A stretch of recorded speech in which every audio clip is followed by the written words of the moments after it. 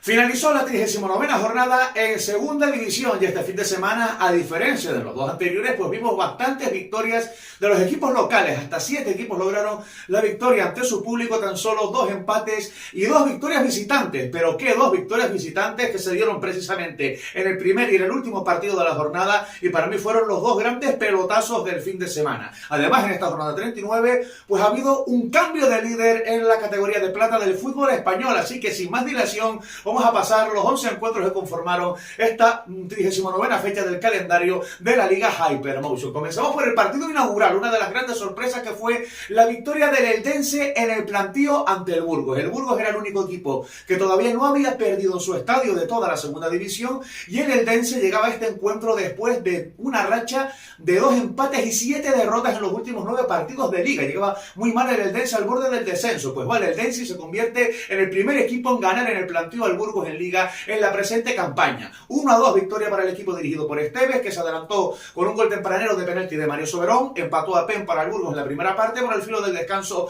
Juan Tortuño marcaba el gol de la victoria para el equipo visitante, para el Eldense. No se movería más el marcador, el Burgos que se quedó con las ganas de asaltar la zona de playoff de ascenso, mientras que el Eldense consiguió 3 puntos de oro para alejarse de la zona de descenso. Vamos a los partidos del sábado, que fueron 5. Vamos a empezar hablando de 3 victorias locales. La primera, pues la que logró el Racing de Santander por un 1-0 ante el Club Deportivo Mirandés, gracias a un gol tempranero de Jordi Mboula. A los 2 minutos de partido se adelantó el Racing de Santander, que exigió muchísimo al Mirandés, buscó el segundo gol el equipo cántabro para sentenciar, no lo consiguió y el Mirandés pues se mantuvo con opciones hasta la recta final del partido. Emoción en el Sardinero, pero victoria clave importantísima para el equipo cántabro, que permanece en zona de playoff de ascenso, mientras que el Club Deportivo Mirandés se queda un puesto por encima de la permanencia y 3 puntos, un puesto por encima del descenso y 3 puntos sobre esa zona tan peligrosa. Racing de Santander 1, Mirandés 0. El siguiente partido lo protagonizó el otro Racing de la categoría, el Racing de Ferrol,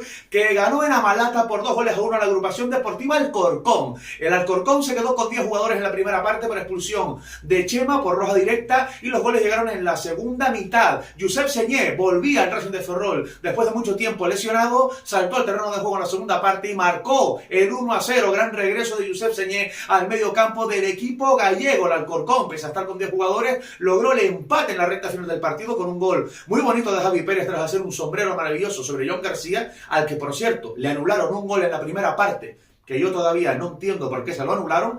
Pero en la recta final, después de ese empate en el 81 del Alcorcón, pues el equipo gallego que no arrojó la toalla y marcó el tanto de la victoria por medio de Nico Serrano en el 86 para llevar el delirio a las gradas de Amalata. El Racing de Ferrol, que sigue inmerso en la lucha por los playoffs, mientras que el Alcorcón se queda como estaba en descenso a 3 puntos de la permanencia. La siguiente victoria visitante local la protagonizó el Sporting de Gijón en el partido más loco de la jornada. Sporting de Gijón 5, Andorra 2, un doblete de Juan Otero en el Sporting, doblete de Iván Gil en el Andorra con algún gol de muy bella factura, pero el Sporting de Gijón que se llevó una gran alegría con esta victoria holgada ante una Andorra que se queda hundido en el farolillo rojo, complicándose mucho la vida al equipo de Ferran Costa, que se queda a 7 puntos de la permanencia cuando tan solo quedan 9 por disputarse. A la Andorra le hace falta prácticamente un milagro para no descender a Primera Federación, mientras que el Sporting de Gijón se queda en la séptima plaza a 2 puntos de la zona de playoff de ascenso. Para cerrar la jornada del sábado, los 2 empates que se dieron en esta jornada, los que protagonizaron en el José Zorrilla, el Valladolid y el Español,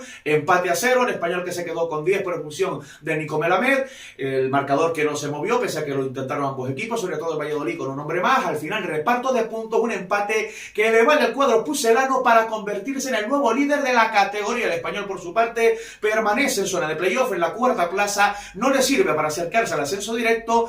Y ojo que está el cuadro periquito tan solo con 3 puntos más que el 7º clasificado, el Español, que sumó su 5º empate consecutivo después de este empate en Zorrilla, y el Valladolid, que acumula 7 porterías sin encajar, o sea, 7 porterías a 0, 7 porterías imbatidas consecutivas para el nuevo líder de la categoría. El otro empate lo protagonizaron el Levante y el Eibar en el Ciudad de Valencia. Levante 2, Eibar 2, adelantó el Levante en la primera parte con un gol de penalti de Dela, remontó el Eibar con 2 goles de Tejero, que se estrenaba como goleador del equipo armenio Romero esta temporada, un gol en la primera parte, otro en la segunda para poner el 1-2, y cuando Leibar acariciaba la victoria con la yema de los dedos, llegó el tanto del empate para el Levante por medio de Buldini, el cuadro granota, que se queda 5 del playoff, y el Leibar que pierde la oportunidad de asaltar la zona de ascenso directo. El cuadro armero se queda tercero a 3 puntos del líder y a 2 de la zona de ascenso después de este reparto de puntos entre los dos equipos azulgranas en la ciudad de Valencia. Vámonos ahora a los partidos del domingo, que fueron otros 5. Para empezar, duelo en la zona baja que se saldó con victoria local en Lezama. Amorebieta 2, Villarreal B 0, una victoria que la Amorebieta dedicó obviamente a Félix Garreta. Ojalá que se recupere de esa situación de salud tan crítica que está atravesando el central del equipo vasco, cedido por el Betis. Pues 2-0 ganó la Amorebieta al Villarreal B, que se quedó con 10 jugadores y en la segunda parte dispuso de una ocasión clamorosa para adelantarse con un penalti a favor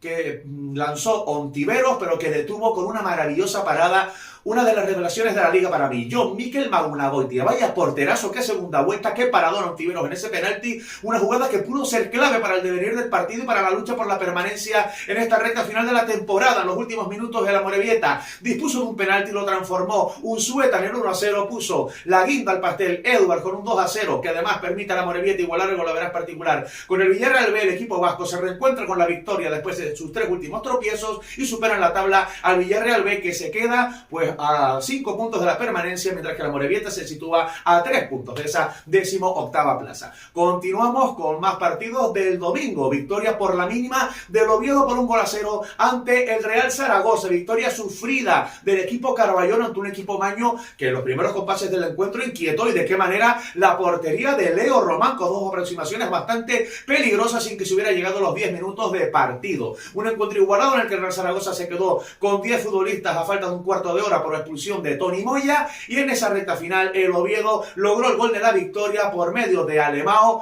para llevar la euforia a las gradas del Carlos Tartiere. 1-0 ganó el Oviedo, que continúa una jornada más en zona de playoff de ascenso, y el Zaragoza que se mantiene 5 por encima de la zona de descenso. Otra victoria por la mínima la que protagonizó el Albacete Balompié, la 5ª victoria seguida del cuadro manchego ante un Club Deportivo Leganés que perdió su condición de líder después de muchísimas jornadas en lo más alto de la tabla clasificatoria. Se adelantó prontito el Albacete, marcó de cabeza Higinio después de una gran jugada por banda de Fidel, que volvió loco literalmente, si no me equivoco, a Arambarri para meter el centro que aprovechó Higinio para abrir el marcador, para poner ese 1-0. Tuvo alguna Higinio precisamente en la primera parte para ampliar la ventaja del Albacete. El Leganés lo buscó con ahí con el segundo tiempo, pidieron incluso un penalti sobre Dani Raba. Al final no se movería más el marcador en el Carlos Belmonte. El Albacete que sigue con la directa hacia la permanencia, 5ª victoria consecutiva para que el equipo manchego se siga alejando de la zona de descenso, mientras que el Leganés con esta derrota pierde el liderato, que cae a manos del Valladolid. El cuadro pepinero sigue en playoff de ascenso con 2 puntos más que el tercer